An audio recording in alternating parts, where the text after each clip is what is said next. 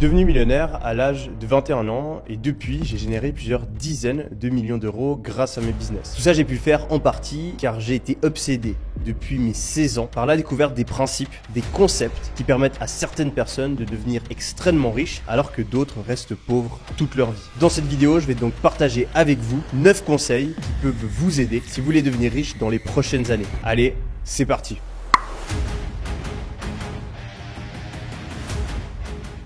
Conseil numéro 1, être un généreux radin. Je me rappelle encore vivement, il y a quelques années, me disputer avec ma copine parce que j'avais pas envie d'aller au resto. En effet, je voulais économiser mon argent, je voulais absolument pas le dépenser et du coup, je voulais manger à la maison, me réchauffer des pâtes plutôt qu'aller au restaurant. Rendez-vous compte, après des dizaines de minutes à débattre, ma copine a fini par m'inviter au resto car je refusais d'y aller si je devais sortir un seul centime. Quand je raconte cette histoire, plein de personnes me prennent pour un énorme Mais ce qu'ils ne savent pas, c'est que quelques années plus tard, à mon ex-copine, je lui ai offert une Rolex. Je lui ai payé les plus beaux sacs, de magnifiques vacances et je l'ai invité dans les meilleurs restos du monde. Quand je refusais d'aller au restaurant, j'étais pas quelqu'un d'égoïste. J'étais juste quelqu'un qui avait compris la valeur de l'argent et que je savais que tant que j'en avais pas assez, il fallait faire extrêmement attention à la manière dont je le dépensais. L'argent, c'est pas fait pour être gardé sur un compte en banque toute une vie. Ça sert à rien d'être l'homme le plus riche du cimetière. Mais l'argent, c'est pas non plus fait pour être dépensé n'importe comment. Et si on respecte la valeur de l'argent et qu'on l'utilise de la meilleure manière possible, on peut très rapidement en accumuler des énormes sommes. Mais pour ça, il faut dans un premier temps contrôler ses dépenses et mettre une somme importante d'argent de côté. Cet argent-là, il va nous servir à jamais être dans la merde, à pouvoir faire face aux imprévus. Cet argent-là, il va nous servir à pouvoir investir si on tombe sur une énorme opportunité. Cet argent-là, il va pouvoir nous servir à lancer un business. Cet argent-là, il va nous servir à pouvoir arrêter de travailler pendant plusieurs mois pour pouvoir lancer un nouveau projet, se former ou changer de carrière. Mais pour réussir à mettre de l'argent de côté, des fois, il faut être radin et se faire passer en premier pour pouvoir faire passer les autres en premier après. Rappelez-vous la phrase, il faut parfois être radin quand on est pauvre pour pouvoir devenir riche et généreux. Conseil numéro 2, utilisez la règle du 80-20. C'est, je pense, la règle la plus importante pour bien gérer votre argent. Elle est un poil compliquée à expliquer, mais une fois que vous l'aurez compris, ça va vraiment vous aider dans vos finances. Donc soyez attentifs. Sur Internet, plein de personnes disent qu'il faut économiser 10, 20, 50% de l'argent qu'on gagne, etc., etc. Mais au final, je trouve que ces conseils sont pas très concrets car ça dépend énormément de notre situation et de notre mode de vie. C'est pourquoi il y a quelques années, j'ai inventé une manière précise de savoir exactement combien on doit économiser chaque mois et combien on doit dépenser chaque mois, peu importe qui on est, et sans avoir à se forcer, à se faire du mal et à se restreindre dans tous les sens. Cette règle du 80-20, elle s'applique sur un principe psychologique du cerveau humain qui est la peur de la perte. En effet, chez la plupart des gens, la peur de la perte est plus grande que le désir du gain. Si par exemple, je vous propose de jouer à pile ou face et que je vous dis que vous allez gagner 100 € si ça tombe sur pile et que vous allez perdre 100 € si ça tombe sur face, eh bien si vous êtes un humain normal, vous allez refuser de jouer. Vous avez plus peur de perdre 100 € qu'envie de gagner 100 €. Et c'est pour ça que c'est extrêmement difficile de réduire ses dépenses. Si aujourd'hui vous êtes habitué à dépenser 2000 € par mois, eh bien vous mettre à dépenser 1500 € par mois, ça va vous demander un énorme effort. Dans ma vie perso, je l'ai vu plein de fois. Quand j'étais jeune et que je voyageais, j'allais tout le temps dans les pires hôtels et ça me posait absolument pas de problème. Tant qu'il y avait un lit et une salle de bain, j'y vivais très bien ma vie. Je comprenais d'ailleurs pas comment certaines personnes pouvaient payer des centaines, des milliers d'euros pour juste dormir dans une chambre d'hôtel. Et ben l'année passée, pendant mes vacances d'été, j'ai dû, à cause d'un problème d'organisation, dormir dans un hôtel 3 étoiles à Saint-Tropez. C'était vraiment pas le pire hôtel du monde, mais je m'étais tellement habitué à aller dans les meilleurs hôtels que j'ai passé une horrible nuit. En effet, le principe d'aversion à la perte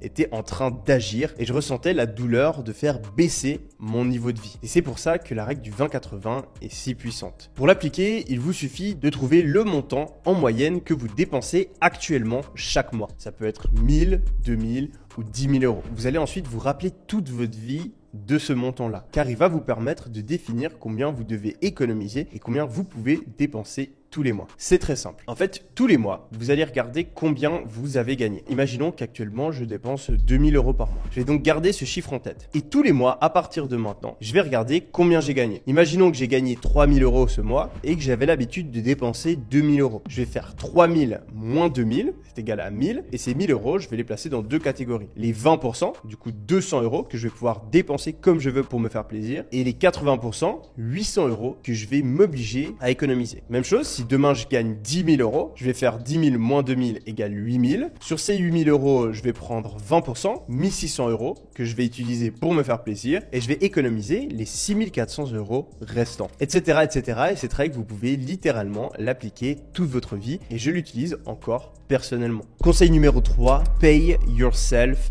first. Payez-vous en premier. Vous savez maintenant exactement combien il faut économiser. Mais le plus dur, ça va être de le faire. La plupart des gens ont envie d'économiser, mais ils se laissent tenter au fur et à mesure des semaines, du mois et finissent toujours par dépenser tout ce qu'il y a dans leur compte en banque. Ce que je vous recommande donc de faire, c'est de faire un virement automatique tous les mois, en début de mois, au moment où vous recevez votre salaire ou l'argent de votre business. Et vous allez faire un virement, soit vers un compte épargne ou alors sur un broker pour investir votre argent. Si l'argent est sur un compte épargne, ce que je vous recommande de faire, c'est de dire à votre banquier de ne pas vous laisser toucher l'argent ou alors de vous demander des justificatifs. Ça vous compliquera la vie et ça vous aidera vraiment à vous tenir à vos engagements. Il existe aussi différents types d'investissements où vous pouvez bloquer l'argent pendant plusieurs mois, plusieurs années, plusieurs dizaines d'années et ça peut aussi vous aider à vraiment être discipliné. C'est vraiment un truc qui va vous prendre quelques dizaines de minutes mais qui sur plusieurs mois, plusieurs années peut complètement changer votre vie. Je vous recommande donc vraiment de soit mettre pause sur la vidéo maintenant et de le faire ou bien d'ajouter une tâche dans votre to-do list pour ne pas oublier de le faire. Conseil numéro 4, ne jamais s'endetter. Vous l'avez probablement entendu des dizaines de fois, mais je suis obligé de le dire car c'est super important et c'est malheureusement quelque chose que la plupart des gens font. S'endetter, à part si c'est pour investir dans l'immobilier, c'est une énorme connerie et je vous promets que regarder des vidéos comme celle-ci, si aujourd'hui vous êtes endetté ou que vous comptez vous endetter dans le futur, ça sert à rien. C'est bien beau de vouloir devenir riche, c'est bien beau de vouloir devenir millionnaire, mais si vous n'arrivez même pas à gérer vos propres finances personnelles, je peux vous assurer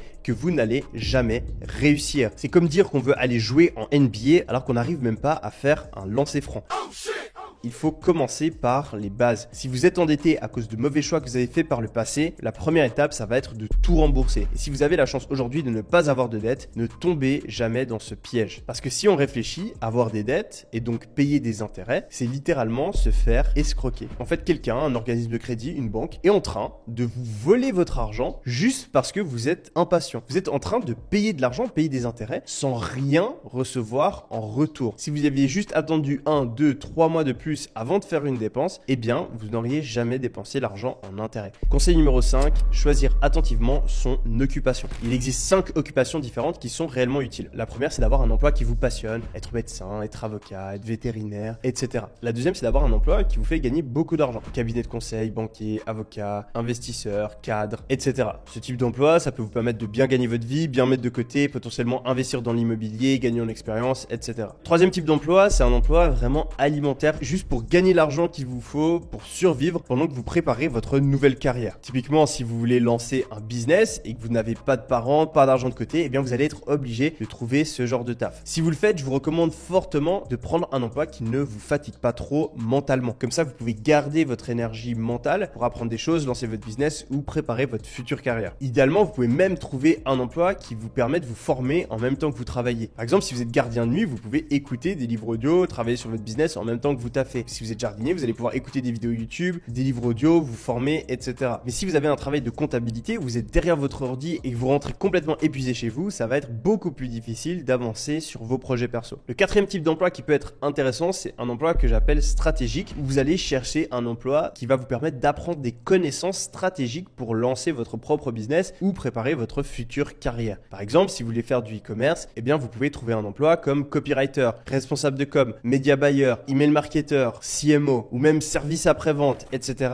etc. Vous pouvez aussi trouver un emploi qui va vous permettre de développer des compétences qui sont utiles, peu importe le type de business que vous voulez lancer, comme par exemple de faire commercial et d'apprendre l'art de la vente, de faire un travail en rapport avec l'intelligence artificielle, où il va probablement y avoir énormément d'opportunités au cours des prochains mois. Et finalement, cinquième type d'emploi, ça va être ce que j'appelle un emploi temporaire, où vous allez gagner beaucoup d'argent en un petit laps de temps, et ça va donc vous permettre ensuite de prendre plusieurs semaines, plusieurs mois de repos, et pendant ce temps, lancer votre propre business ou changer de carrière. Je me souviens par exemple qu'à l'armée en Suisse, il y avait des militaires qui faisaient ça professionnellement seulement pendant la moitié de l'année. Ils se défonçaient à l'armée pendant 6 mois, ils gagnaient beaucoup d'argent, mettaient tout cet argent de côté parce qu'ils pouvaient pas le dépenser, ils étaient à l'armée H24 et ensuite il leur restait 6 mois par an où ils pouvaient faire ce que bon leur semblait. La plupart ils l'utilisaient pour voyager et faire la fête, mais vous pouvez très bien utiliser ce temps à bien meilleur escient, typiquement en lançant un business. Ce type d'emploi temporaire, il en existe des tonnes dans l'armée, dans l'industrie du yachting. Sur les yachts, c'est très intense, mais à nouveau, ça permet de mettre beaucoup d'argent de côté en un petit laps de temps. Il y a aussi pas mal de taf où on fait la saison dans des destinations de luxe, où on fait serveur, où on fait prof de ski, où on fait cuisinier, etc.,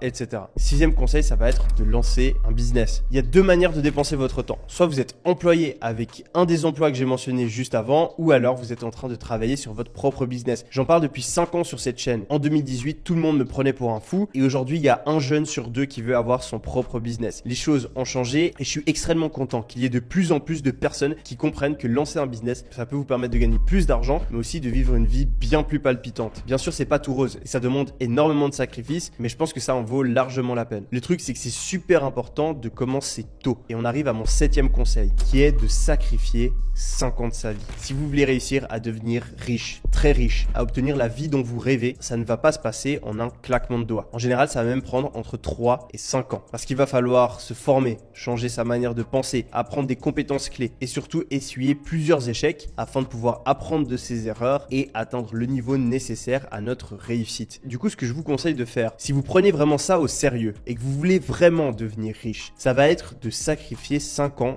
de votre vie. 5 années où votre objectif principal, ça va être de faire fonctionner votre business. Et pendant ces 5 années, le but, ça va être de faire le plus grand nombre de sacrifices. Il faut vraiment voir les choses dont on se prive comme un sacrifice au sens littéral du terme. Imaginez-vous qu'à chaque fois que vous restez à la maison, au lieu de faire une sortie en boîte avec vos amis, vous devenez un petit peu plus puissant. Comme un sorcier maléfique qui sacrifie un animal pour augmenter son pouvoir. Plus vous faites de sacrifices, plus puissant vous devenez et plus probable est votre réussite. Sacrifiez les sorties entre amis, sacrifiez Netflix, sacrifiez TikTok, sacrifiez le porno, sacrifiez des voyages. Et ouais, même ça coûte super cher et ça prend beaucoup de temps. Sacrifiez au maximum. Vous n'avez pas besoin de tout sacrifier, mais sachez que la vie fonctionne d'une certaine manière où plus vous sacrifiez, plus vous avez de chances de réussir et plus vous allez réussir rapidement. Gardez ça en tête, on peut pas tout avoir dans la vie. Si certaines personnes réussissent à atteindre un niveau de succès bien plus important que vous, c'est dans la plupart des cas parce qu'ils ont sacrifié un bien plus grand nombre de choses que vous. Mais ce qui est dingue, c'est que sur le long terme, les récompenses sont bien plus grandes que les sacrifices. Et donc sacrifier 5 ans maintenant, plutôt que profiter de la vie comme tous vos potes, eh bien ça va vous faire gagner ça juste après. Et je sais, vous êtes probablement en train de vous dire, mais je suis jeune, c'est le moment de profiter de ma vie, tous mes potes le font. Et c'est vrai, je dis pas le contraire. Mais aujourd'hui, c'est à vous de choisir. Est-ce que le plus important, c'est profiter pendant les prochaines années ou pouvoir profiter pendant tout le reste de votre vie? Conseil numéro 8, il existe en réalité une manière d'économiser beaucoup d'argent tout en se faisant plaisir. Et c'est tout simplement de maximiser la puissance de son argent. Il y a quelques années, en sortant de l'armée, je me souviens avec un pote qu'on avait envie d'apprendre l'anglais. Mon pote a choisi de faire un voyage linguistique avec EF, qui est une entreprise qui organise tout, qui donne des cours d'anglais, un logement et qui permet à des dizaines de milliers de personnes tous les ans d'apprendre l'anglais. Mais moi, j'avais déjà compris ce principe de maximisation de la puissance de l'argent. Et je me suis rendu compte que payer plusieurs milliers d'euros pour aller apprendre l'anglais, c'était une énorme connerie. Je pouvais en fait répliquer une expérience similaire à EF en payant que 10% du prix. Je suis donc aussi parti à l'étranger, sauf que au lieu d'utiliser ces entreprises, j'ai pris un Airbnb, j'ai acheté quelques livres pour apprendre l'anglais et surtout, je me suis fait plein d'amis sur place qui parlaient vraiment anglais. Mon pote, au final, il a dépensé presque 10 000 balles et il a bien moins appris l'anglais que moi parce qu'il était tout le temps avec des potes qui parlaient aussi français. Durant la même période, j'ai aussi découvert que je pouvais aller dans certaines boîtes de nuit avant 9h du soir sans payer l'entrée. En effet, c'était un restaurant avant de se transformer en boîte de nuit et moi j'arrivais juste avant le moment où ça se transformait en boîte de nuit. J'attendais un petit peu pendant que la boîte était vide et je payais même pas l'entrée. Par la suite, ce que j'ai fait, c'est que j'ai même prétendu être promoteur pour certaines des meilleures boîtes londoniennes afin d'aller dans les meilleures soirées gratuitement au lieu de dépenser plusieurs milliers d'euros pour avoir une table. De manière générale, à chaque fois que vous devez dépenser de l'argent, réfléchissez s'il n'existe pas une manière de le faire pour moins cher. Comme ça, vous allez pouvoir vivre des expériences incroyables sans pour autant dépenser énormément d'argent. En plus de ça, je vous recommande fortement d'éviter certaines dépenses, notamment l'argent que vous dépensez pour satisfaire votre ego, car c'est une des pires manières de dépenser son argent. Quelques exemples. Les habits de marque, ça va absolument pas améliorer votre vie. À part un ou deux compliments, il va y avoir aucune différence et vous allez dépenser des sommes colossales juste pour satisfaire votre ego. De même, payer une certaine chambre d'hôtel, un certain Airbnb, juste parce que ça va faire stylé sur Instagram, c'est un truc que plein de personnes font, mais ça sert strictement à rien. Du coup, posez-vous la question à chaque fois, avant de dépenser, est-ce que je fais cette dépense vraiment pour moi ou est-ce que je la fais pour mon ego? Et si c'est le cas, retenez-vous. Finalement, conseil numéro 9, ça va tout simplement être d'utiliser tout l'argent qu'on a économisé et qu'on a gagné en plus grâce au conseil précédent pour l'investir. Il existe sur Terre un moyen de faire de la multiplication d'argent. C'est comme planter des arbres à argent qui vont vous donner des fruits jusqu'à la fin de votre vie. Il suffit juste d'être un petit peu patient parce qu'au début, ça avance lentement, mais sur quelques années, ça commence vraiment à faire des sommes conséquentes et c'est ça qui va faire la différence